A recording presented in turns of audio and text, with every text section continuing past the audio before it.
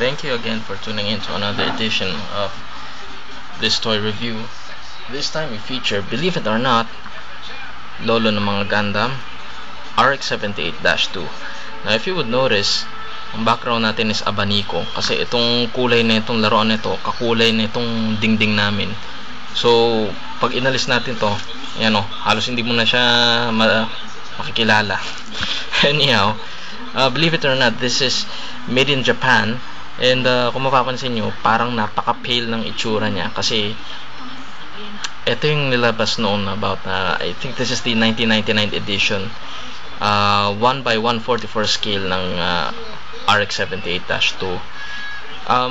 Ginawa ito, dinesign ito para for a hobby, para kukulayan mo siya. Ngayon, strong points nito, highlights natin, points of articulation, luwag na yung kamay. Points of articulation, meron din naman siya. Kaya lang, it only applies dito sa arms niya, kamay. Pero yung sa legs niya, hindi masyado. Sa tuhod lang. Yan. Yan. And, medyo mapapansin natin, medyo parang mataba yata itong part na to. Yan. But somehow, meron naman tong mga accessories din.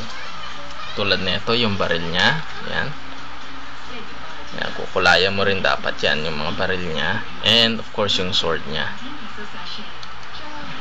Of course, medyo nakaka-disappoint kasi hindi niya kamukha yung nandun sa box.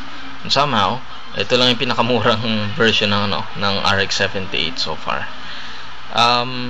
By the way, you would also want to check out other toy reviews that I have. You just have to type on or key in Sai472 dun sa YouTube. Marami akong marami akong mga videos ng toy review. Hope you can also have a time to check it out.